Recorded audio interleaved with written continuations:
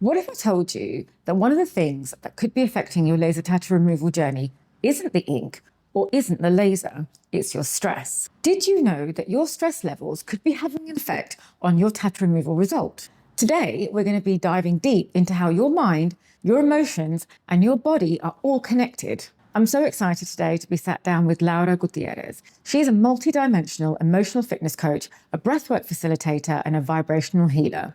Today, we're going to be discussing how stress impacts your body, how stress impacts your healing, and how it could be impacting your laser tattoo removal. We're going to be discussing what's chronic stress, what brings it on, and how you can manage it day to day. We also have a technique that you can use every day to help manage your stress.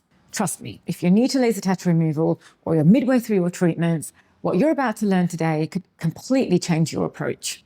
Let's get into it. Hi, my name is Jamie and I am the owner and operator of Goodbye Tattoos, which is a laser tattoo removal clinic in Sydney, Australia. And I'm very happy today to have a conversation with Laura. Laura, can you please introduce yourself and tell us what you do? Of course. Hi, Jamie. Hello. Nice to see you again. Nice to see you. So hi, everyone. I am Laura Gutierrez and I am the founder of the Love Approach Project. I am a breathwork facilitator, an emotional fitness coach, and a vibrational healer. And I help people navigate uncertainty, improve, transform their relationship with uncertainty, also meaning stress. Yeah. Love it, love it. Yeah. Now, the reason we're having this conversation, and if you're very new to laser tattoo removal is a process of getting rid of an unwanted tattoo using a laser. Now, what the laser does is it targets the ink, shattering the ink in the skin into tiny little fragments. And then it's your body that actually flushes the ink out. So I always say to my clients, it takes two to tango. Half the work is done by the laser, the rest is done by the body, which is why it's so important to think about the impact of the outside elements that your body has. So we need to think about, drinking water, eating healthy, but anything that compromises the immune system is going to slow the process down, which is why I think this conversation around stress is really important. Yeah. And I'm so thankful for you, for your time to talk us through how impactful is stress on the body and what can we do to navigate that stress? Yes. So the first question I want to ask is, what actually happens in the body when we experience stress? Well, usually one of the first things that happens, and obviously I'm going to talk from the perspective of me as a breathwork practitioner. Absolutely, right? yes. And is that, when you are experiencing stress, you go into the fight or flight response. And so the fight or flight response is a response from your autonomic nervous system. So your autonomic nervous system has two branches. One is the sympathetic and the other one is the parasympathetic. Sympathetic is survival, Yes. fight or flight, let's get out of here, let's run, we need to survive. We need to make sure we're safe. Yeah. And parasympathetic is relaxation. Yeah. So when you are stressed, you are activating the sympathetic part of your autonomic nervous system. Yeah. So what happens? Like if you imagine that you have to run away from danger, all your body is going to prepare you for that, right? And so a release of cortisol, of adrenaline, a release of your heart rate accelerates, your breathing rate accelerates, your pupils dilate, you're ready. Yeah. Right? Yeah. The interesting thing is that nowadays we live like this. We do, don't we? Without- Everyday life is like that. Without realizing. Yeah. We haven't, because we kind of forgot how to tap into the other branch of our autonomic nervous system. Okay. So basically, from the perspective of the work that I do, one of the first things that I notice is that the breathing is completely dysfunctional. Yeah. Okay. And that's people- really important on the Yes. on the stress levels and just is it regulating the body and the stress in the Of course. Yeah. Yes, like your breath is one of those autonomic functions that are automatic, Yeah, let's say. You yeah. don't have to think about No. it. But you can modify it, you Yeah. can edit it, you can change it. Yeah. And so it is through the breath that you can actually activate your parasympathetic, your response, your relaxation response. Love it, love it. So how does chronic stress affect skin health, circulation or healing? Answer it as much as you can. Obviously, I know as a breathwork facilitator. Yeah. How would you answer that question? So chronic stress, as we were discussing just Yeah. recently, it's this constant accumulation of stress on top of stress. Yes. Right? Yes. And if you see an animal in the wild, let's give the example of a zebra that has been chased by a lioness or a lion, Yes. and then the zebra manages to escape, or the group of zebras manage to escape. The first thing that they do when they arrive at a safe place is that they shake. Yes. Okay. And so what they're doing is that they're processing all that stored tension, they're processing all those hormones of stress, cortisol, adrenaline, all of those, and many other things that happen, and they shake it. And in the shaking, they are integrating that experience. In our modern day society, we forgot to do that. Yes. We haven't been taught or reminded, that our body is constantly looking to take us to a place of harmony, or homeostasis. But if we are not aware of it, we kind of like keep building on that chronic stress. So what happens with chronic stress? Constant inflammation. Constant dysfunctional breathing. Overstimulation of the mind, so monkey mind, feeling constantly on, feeling that you cannot rest, bad sleep, poor digestion, autoimmune diseases, mental health illnesses. I mean, you name it. And I mean, there are plenty of studies now out there that show the effects, the detrimental effects of chronic stress. Now, I might add to this, though, that stress is not the culprit. No. You know what I mean? No. It's like we do need a little bit of stress in our lives. Yes, we need a little bit of stress. Exactly, yes. To be able to do stuff, to move forward. Absolutely. And I don't know if I'm derailing a little bit here, but we also, for your listeners and watchers, there's an awesome term called hormesis. Okay. And hormesis talks about the ability that we all have, what our organisms have, to adapt. Thanks to moderate amounts of stress that are consistent. So we're not talking about getting out of the comfort zone completely, but just like a little bit and in a consistent way. That creates an adaptation. That means that if today you were able to deal with this much stress, tomorrow you can deal with a little bit more, and so on. So our job right now is to learn to do that. Okay, love that. I love that. So you just mentioned about how stress can have an effect on the physical side of the body. So things like, slower recovery, skin issues, and pain sensitivity. Is that contributed by the stress as well? So things like that, so slower healing in the body, inflammation. Of course. That can be, Now, from the perspective of breathing and of breath work. So when you are stressed out, as I was saying, then your breathing patterns are going to change. And most probably you're going to be either over breathing or holding your breath unconsciously. That's going to cause a lack of proper oxygenation in the tissues. Okay, And oxygen is the main nutrient. Yes. Like if you don't have oxygen in a tissue or in a part of your body, that part is going to die. Yeah. Right. So in the case of the work that you do, you want tissues to be very well oxygenated. Absolutely, yes. Very well nurtured and nourished. You want blood flowing to those places. Right? So if someone is going through a process with you, but they are in constant stress, oxygenation to those parts is not going to be great. Absolutely. And therefore delaying the process and the effectiveness of the tattoo removal. Absolutely. And I say to a lot of my clients, when we talk about this in the consultation and we talk about how important the body is and how stress impacts the body, or diet or water, a few clients will just be very blasé about it. They'll just want to know how many sessions they're going to need to get rid of it. They don't understand the process of the ink breaking down in the skin and the body actually getting rid of it. So quite often when we talk about stress and lack of sleep, it's just like, oh yeah, whatever. That's it is whatever it is, and I don't think a lot of people take it seriously, which is why I wanted to have this conversation, because it is a serious conversation. Yeah, of course. And it does have an impact on your body. We all get it every day.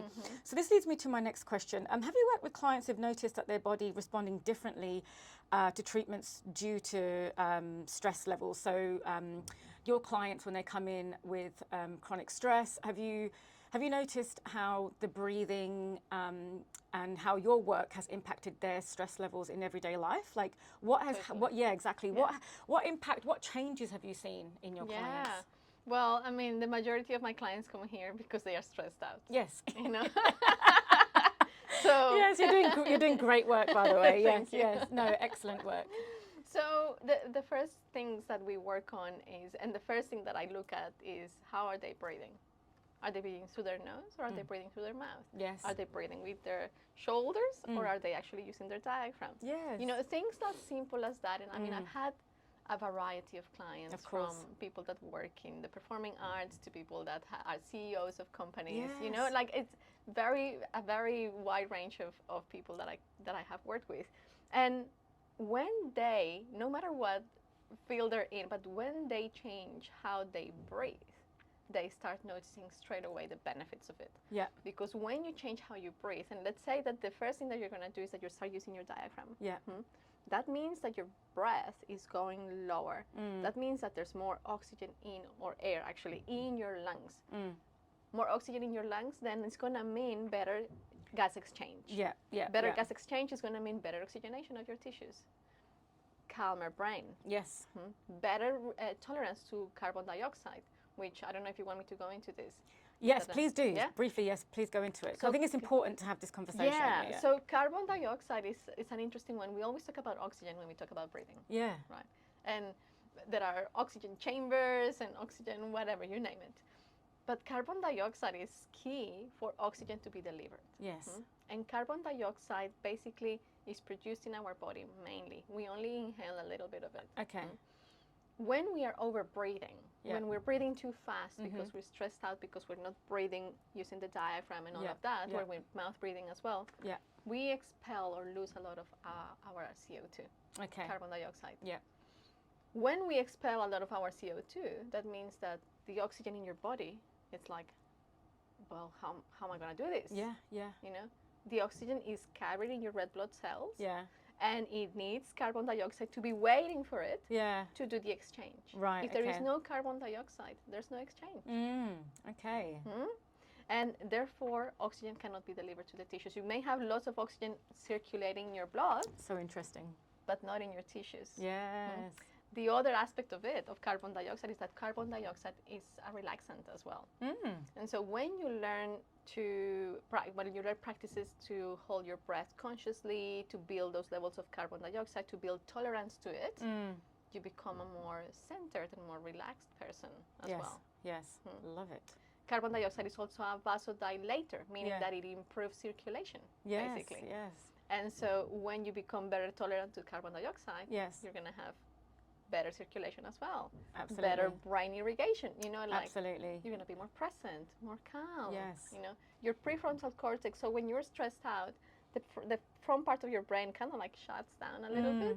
And this is the part of the brain that helps you with your daily things. Yeah. You know, and so this is why people that are stressed out forget things. Yes. Or, you know, feel like they cannot focus or that they cannot do stuff.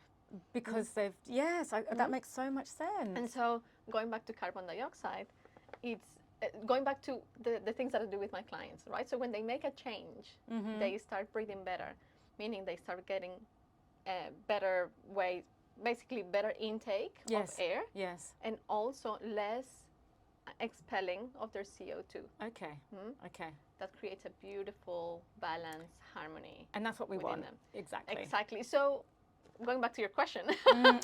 So yes, they just by changing a few things about their breathing, they already feel a difference. And then on top of that, obviously I introduce mindset things from the emotional fitness coaching that I practice. Yes. And I love integration with vibrational therapies. So sound and all of that.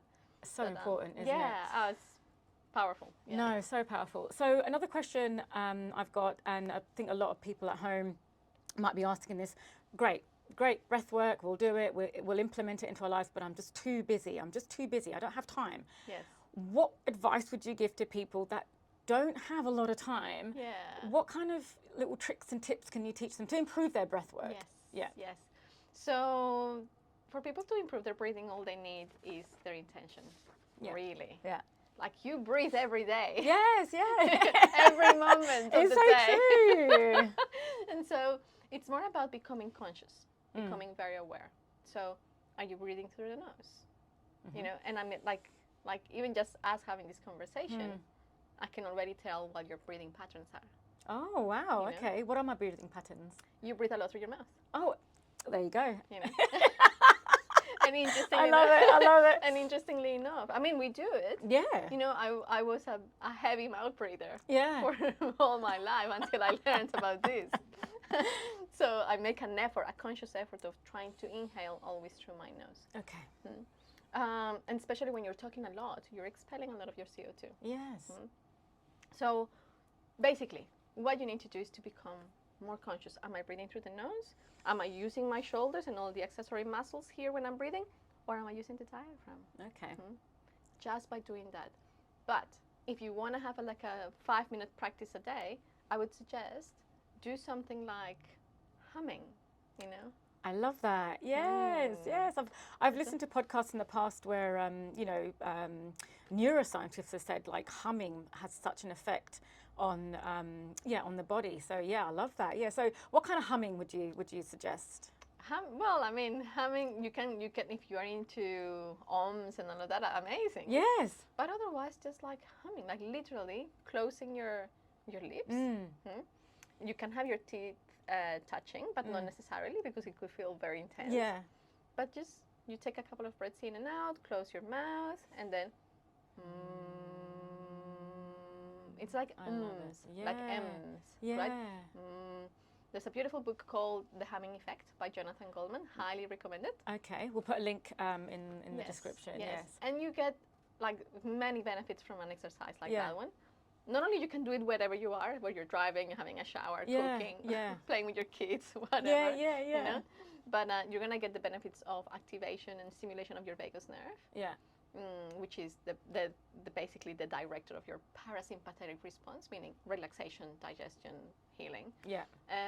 But you're also going to generate more nitric oxide, which is the third respiratory gas. Oh, wow. Yes. Okay. And nitric oxide is also in charge of helping oxygen be delivered to your tissues. Right. Got it. Okay. Yes. So one other question I had was, and this is not just talking about tattoo removal, and we spoke about this in length, but stress has an impact on all parts of the body getting rid of toxins, right? So obviously, if you are under stress, your immune system is compromised, your body's not healing, so that can slow the process.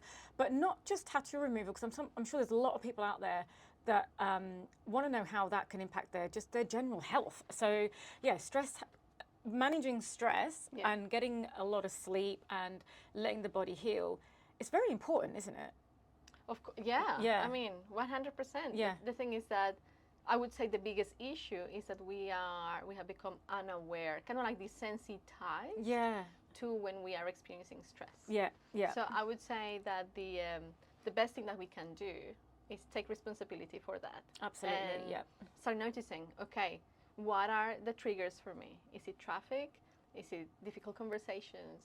Is it work? Is it, and putting or bringing in strategies into place to be able to navigate that.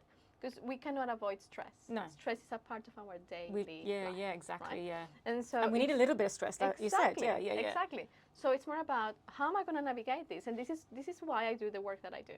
Because I personally reached a place of severe anxiety, panic attacks, and it felt impossible to come out of that. Yeah. And I realized, oh my goodness, I just don't have the tools. Yeah. Yeah. And I never learned them. Yeah. I didn't learn them at school, at home, or anything. Well, this is it. You don't learn them in daily life or in school, do you? Yeah, Something like you said, we've got to take accountability for it. Exactly. Yeah. Yeah. Well, on that, should we do a quick breathing exercise for the people at home? Course. Just to kind of like, while you're watching this, you can do it while you're watching this actually. So should we do a quick one? Yes. Yes, let's do it. Why don't we practice something that is super simple and it's called coherence breathing. Okay. Yes, and I actually learned about this exercise many, many years ago, thanks to a guy, an author that I love, and he's a renowned world teacher. His name is Greg Braden. And then I realized that he had learned about it from the Heart Math Institute, Okay. which basically studies coherence breathing in depth. But what it does basically just brings your brain and your heart into a state of coherence. Okay. And all you have to do is to first breathe through your nose only. And you're going to breathe for 5 seconds in and for 5 seconds out through the nose. Oh, through the nose. Only through the nose. See, I started breathing through my mouth again. Laura knows. And let's make sure that when you're breathing in, you're not like going like this, but like using your diaphragm. Okay. So let's begin. Okay, let's do it. So I'm going to invite you to close your eyes. And as you close your eyes, I'm going to invite you to focus on your breath first. There is nothing to change. Become curious about your breath without judgment.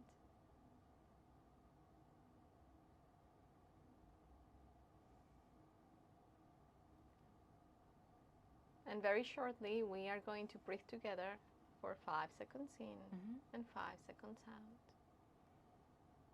We're going to begin in 3, 2, 1. Breathing in, 2, 3, 4, 5. Out, 2, 3, 4, 5. In, 2, 3, 4, 5. Out, 3, 4, 5. In, 3, 4, 5. Out, 2, 3, 4, 5. In, 2, 3, 4, 5. Out, 2, 3, 4, 5. In, 2, 3, 4, 5. Out, 2, 3, 4, 5. Last one. In, 2, 3, 4, 5. Out, 2, 3, 4, 5. And release. Ah, amazing. So that's something I can do every day. If I'm feeling a can little do bit that stressed, I know that I'm every going to day. go through a stressful situation, or I've just come out of a stressful situation, just breathe like that. Yes, and Love if you it, want to love add the it. cherry on top, Oh yeah, is bring in a feeling of gratitude as you're doing that. love that. Okay. Because that softens your heart. Nice. Yes, and Love it. gratitude, when you're experiencing gratitude, you cannot experience anything else. No, that's exactly Or right. anything of lower, let's say, frequency or. That's or- right. Yeah, That's or right. denser. Cool. So this exercise, there is a little bit of a caveat, let's say. Yeah. And it's that it's better to practice it for at least 5 minutes. Okay. To see the benefits, to experience the results. Okay. Yeah. Absolutely. Love that. Do you have any final thoughts around stress on the body? Where can people find your work? Where can people find you? We are going to put links to Laura's website and her details in the description. But yeah, any last thoughts? Where can people find you? Last thoughts, I would say, I think that the little point that we touched on, not little, but the important point that we touched on around taking responsibility and accountability for your own mindset, for how you are managing stress. Yeah. Yeah. It's important because you are the only one that can change that. Absolutely. Yeah. You know, you can go to massages, you can go to different practitioners, you can go and do many, many different things. But if you're constantly focused outside of you, then, you know, the results here are perhaps not going to be what you're expecting. So bringing that attention to yourself, focusing on your breath, making time for you. Absolutely, absolutely. Because you can give them the tips and the skills. Exactly. I can give the advice. Exactly. You know, anyone in their profession can give advice, but it's when you walk out the door is how do you take all that on and apply it to yourself. So yes, great advice. And where can we find you? So you can find me on Instagram. Yes. At the Love Approach Project. All links will be in the description You can below. find me on my website, theloveapproachproject.com. Love it. I also have a podcast. I love that. Yes, Well, yes. I'm going to put links to everything. So Thank you. Laura is going to be approachable. She's going to be contactable because I think you're amazing. Thank you. And your breathwork workshops. Yes, thank you. Thank you for asking that. Yes. So I run a monthly breathwork workshop. So it's a breathwork and sound therapy workshop that I run with a dear friend of mine. And you do that in Sydney? Dr. Agnew Callister. Yes, we do it here at the clinic. Nice. Here in Mosman in Sydney, and it's on the last Wednesday of the month, every month. And then we also are running bi-yearly, do you say, or twice a year? Yeah, a special one in Manly. We are also, I'm about to run actually my first adventure mixed with personal growth in Tasmania. Oh, that's Tasmania. Yes, that's going to be happening. If you're in Tasmania, sign up for that. Yes, I'm going to be running that. I mean, you can travel from here. Oh yes, of course you can travel from here. Yes. Book your flights. Give us the details of that when you have a bit more. Like, keep an eye on Laura's Instagram. I'm sure all the information will be there. Yes. And I mean, there are so many other resources. So I would just say LinkedIn. You can find me as Laura Gutierrez. Love it. Instagram, Facebook, the Love Approach Project. Yeah. And You're easily you. approachable. No, Yes. thank you. Thank you, Jamie. If you've got any questions about breath work, stress, tattoo removal, leave them in the comments below and we'll come back to you. But Laura, thank you so much for your time. Thank you, Jamie. I think it's such a valuable conversation and I hope that people at home got value out of it. So thank you. Yes, thank you, everyone. Thank you, Jamie. you.